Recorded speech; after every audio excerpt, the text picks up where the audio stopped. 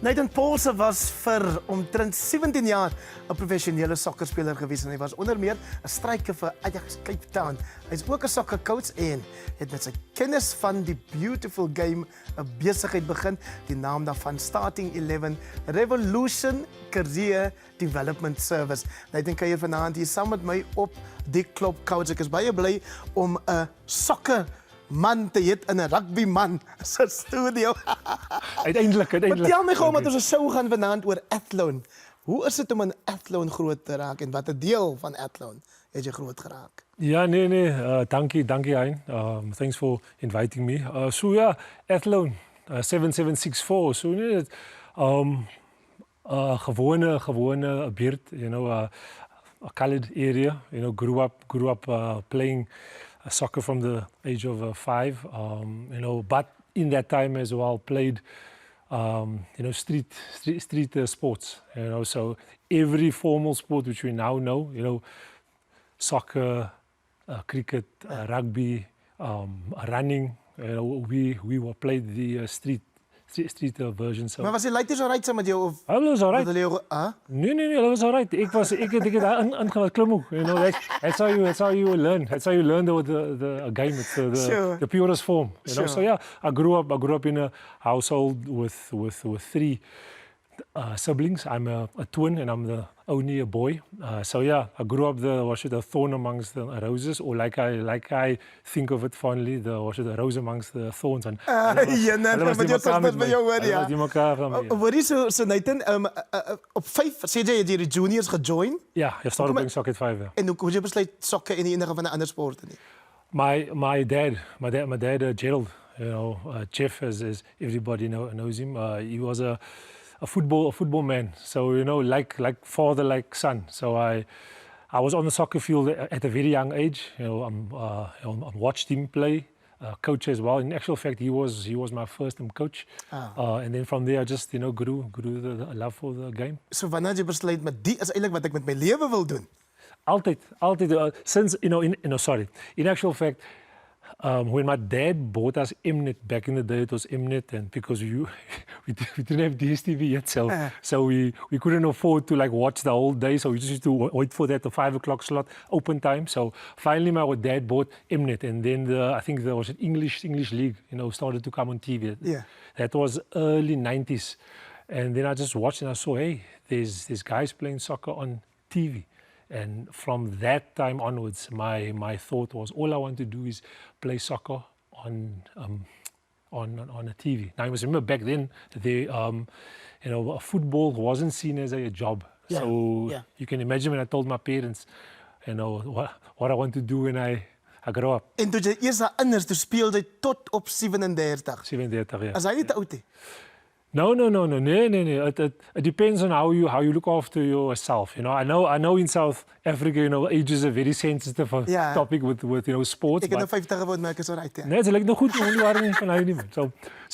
So look, I mean, it's about how you look after yourself. And I have to say, at the age of 37, you know, I was still working harder than some, you know, youngsters, because I think young players use the excuse of being young to not work hard, and older players have to work harder, and I enjoy that, so yeah.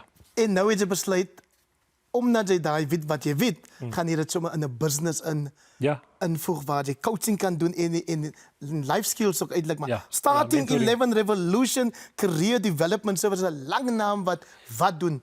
Yeah, so what I do is I serve value, you know, into sportsmen's lives as a football player mainly, because that is my experience. What are those values? Yeah, so I mentor them. So because you know the mental side of the game is often ignored.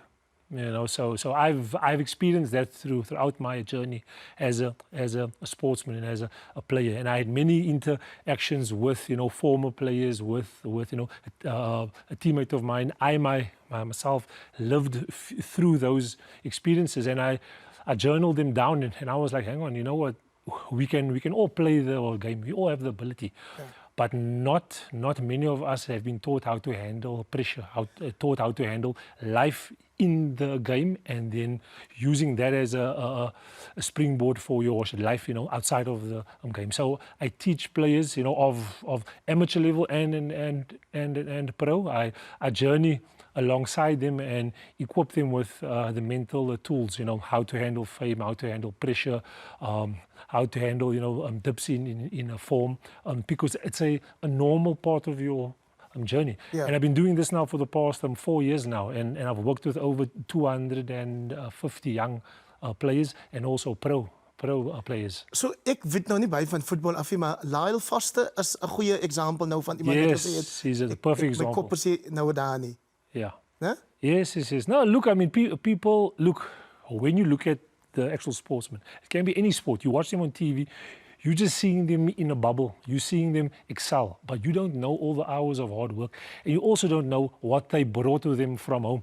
Now, he's left his family back in South Africa, and perhaps in South Africa, we don't look at these aspects, equipping players for that level, because the EPL abroad is intense, and the pressure is a lot. So how do you handle that when your support system is not there with you? Het jy ook in die oorkant gespeel?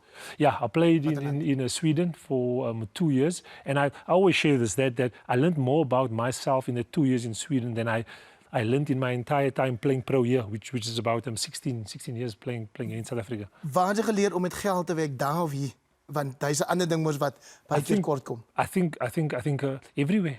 Everywhere. There, it's you get taught to grow up a lot faster because you have to look after yourself. Yeah. In actual fact, I moved to Sweden when I was 25, and from that time, I had to cook for myself. I had to save, and I'm still, until this day, I still have to learn more and grow and improve in that. So wat sê jy is die belangrikste ding wat 'n man vir 'n jong sportpersoon veral uit areas uit soos 'n athlete moet leer as jy sien die gaan nie lei nou?